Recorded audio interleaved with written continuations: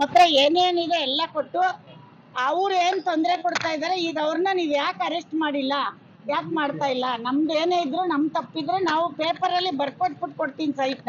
ಅವ್ರು ಏಕಾಏಕಿ ಬಂದು ಹೊಡೆದಿರೋದ್ರಿಂದ ನೀವು ಕೋರ್ಟ್ ಆಗೋವರೆಗೂ ನಮ್ಗೆ ಇರೋ ಮನೆಗೆ ಪ್ರಾಬ್ಲಮ್ ಮಾಡ್ತಾ ಇದಾರೆ. ಆಮೇಲೆ ಅದ್ರ ಬಗ್ಗೆ ನೀವ್ ಯಾಕೆ JCB ಸೀಸ್ ಮಾಡಿಲ್ಲ ಅಂತ ಎಲ್ಲ ಹೇಳ್ತಾ ಇದ್ರು.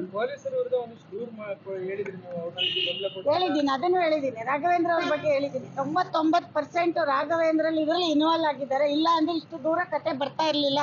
ಫಸ್ಟ್ ಡೇ ಬಂದು ಅವ್ರಿಗೆ ನಿಲ್ಸ್ಬಿಟ್ಟು ಪೇಪರ್ ಚೆಕ್ ಮಾಡಿ ಯಾವ ಸರ್ವೆ ನಂಬರ್ ಅಂತ ನೋಡ್ಬಿಟ್ರು.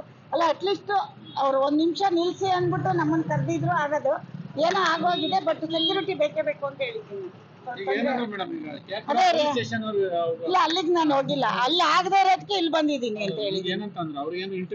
ಎಲ್ಲ ಹೇಳಿದೀನಿ. ಅಲ್ಲಿ ಆಗಿಲ್ಲ, 1.5 ತಿಂಗಳಾಯ್ತು. ಇಲ್ಲಿಗೆ ಬಂದಿದ್ದೀನಿ, ನೀವು ಇಲ್ಲಿ ಮಾಡ್ಲೇಬೇಕು ಅಂತ ಹೇಳಿದೀನಿ ಅಷ್ಟೇ, ಇನ್ನೇನಿಲ್ಲ. ನಿಮ್ಮ ಒತ್ತಾಯ ಸೆಕ್ಯೂರಿಟಿ ಕೇಳಿದಿರಾ? ಈಗಲ್ಲ ಸೆಕ್ಯೂರಿಟಿ, ನಾನು ಕಾಂಪೌಂಡ್ ಹಾಕುವಾಗ ಸ್ಟೇ ಬಂದಾಗ ಕಾಂಪೌಂಡಿಗೆ ಕೊಡ್ತಾರೆ. ಈಗ ಬೇಡ ಸೆಕ್ಯೂರಿಟಿ ಅಲ್ಲ, ಬಟ್ ಮನೇಲಿ ಏನೇ ಹೆಚ್ಚು ಕಡಿಮೆ ಇದ್ರು ನಿಮ್ ಜವಾಬ್ದಾರಿ ಅಂತ ಹೇಳಿದೀನಿ. ಇವರೆಲ್ಲ ಬಂದು ಗಲಾಟೆ ಮಾಡಿದ್ದಾರೆ ಅಂತ ಹೇಳಿದ್ರು. ಎಲ್ಲರ ಮೇಲೆ ಕೊಟ್ಟಿದ್ದೀವಿ. ಯಾರ್ಯಾರು ಬಂದು ಗಲಾಟೆ ಮಾಡಿದ್ರು ಅವ್ರ ಮೇಲೆ, ನಟರಾಜು ಮೇಲೆ ಎಲ್ಲ ಕೊಟ್ಟಿದ್ದೀವಿ.